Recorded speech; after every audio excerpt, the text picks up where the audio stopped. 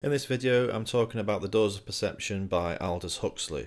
Aldous Huxley was a big old Oxford intellectual, and in 1953 he took part in an experiment which resulted in him taking mescaline, a psychedelic, and the book The Doors of Perception is what he wrote about his experience. The name The Doors of Perception is a reference to William Blake, who said that if we were able somehow to cleanse our doors of perception, we would be able to experience the infinite. And based on what Huxley says, that seems like quite an apt title. Huxley talks in the book about the idea of the brain and the nervous system, more than anything, filters the entirety of experience, strips out unessential information, and enables us to basically function in the world by stripping away anything that isn't essential for our survival.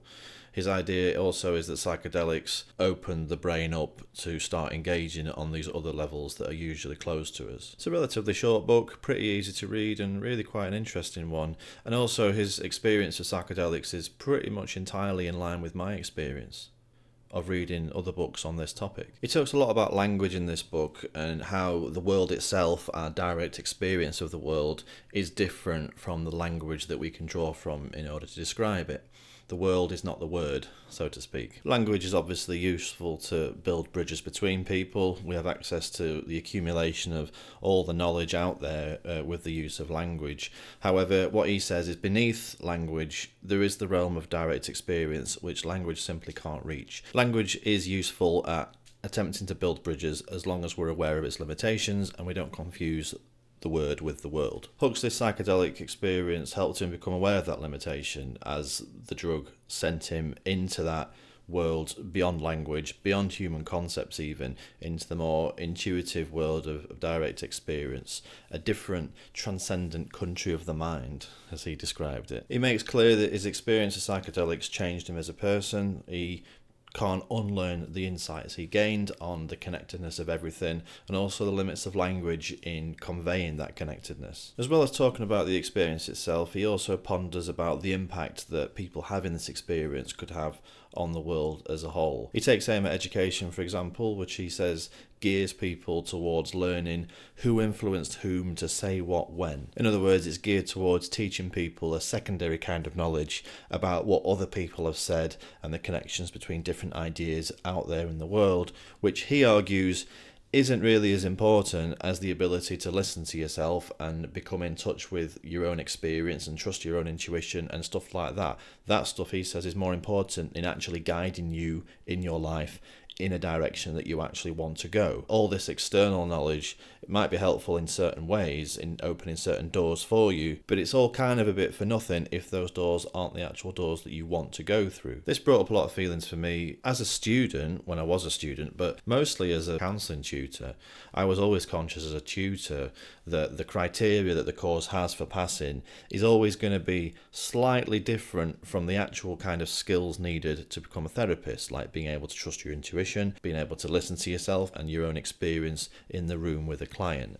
Beyond a certain point, you do need to trust your own experience because nobody's written a book about your specific client, so you have to just draw from your own feelings in the moment. And I think the ability to do that is absolutely vital as a therapist, and yet it's a very hard thing to measure. And that's a difficult thing to assess because assessments are naturally contrived a little bit, and the whole point is that you're not being contrived, you're being really genuine with the person in front of you. And I think any assessment is going to kind of ruin that whole process a little bit. If you imagine someone with a PhD in Carl Rogers and the person-centered approach, that person doesn't necessarily have the actual skills to be an effective therapist in the room. Nobody's going to care that they have a PhD if they don't have the kind of skills that's going to enable them to build up a relationship that's helpful for people. Obviously, having all this book knowledge is going to be helpful at informing your practice, but they are separate. On the flip side, I've met people that have no familiarity with Carl Rogers whatsoever, but have a familiarity with the ideas he talked about, and they've presumably just figured that out intuitively, that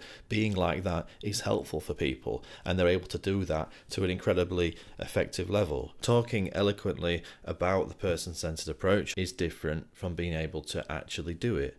I say that as someone who has a YouTube channel where I talk about the person-centered approach. I talk to a camera lens about the person-centered approach. It's very different from being able to actually do it. So while on a personal level, Huxley's ideas seem like common sense really, everyone would benefit from this experience and becoming more in touch and so on. If you apply it on a wider level, like I've just done on an education course, the ideas are, I would say, pretty radical and subversive actually. Things would have to change quite a lot for society at large to function in a way that acknowledges this kind of stuff. Huxley acknowledges that he didn't find any solutions on psychedelics, he just saw the nature of the problem clearly. That's what psychedelics did for him.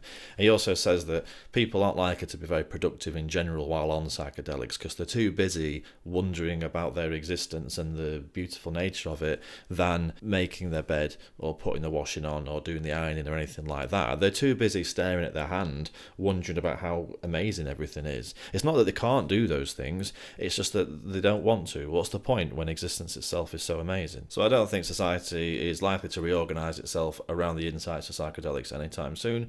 I don't know what a society like that would look like and if one could even function, frankly. I do, however, see a lot of uses for it potentially in the realm of mental health and therapy if used in a controlled and contained kind of way. All therapies have their explanation for mental health, mostly environmental, due to what people go through. Obviously, there may be a biological component, but therapy can't really do much with that because it's biological. So all the therapeutic approaches will have their theories of how people work. The person-centered approach has the idea that people are actualizing in their own direction, wanting to get their needs met as best they can, and they go through things which suggest to them that maybe certain parts of their awareness are unhelpful and may have a negative impact on their ability to survive. So what people do is they cut certain parts of their emotional experience or just their experience in general out of their awareness. They experience conditions of worth and they cut certain things out of their awareness, and that helps them survive, although they are now kind of disconnected from certain parts of their actual experience, and mental health problems can arise due to that. And therapy is about offering the kind of relationship where a person can start to get in touch with these parts of themselves that maybe they've lost awareness of. Individual people are always more complex than this, but a stereotyped example could be that boys don't cry.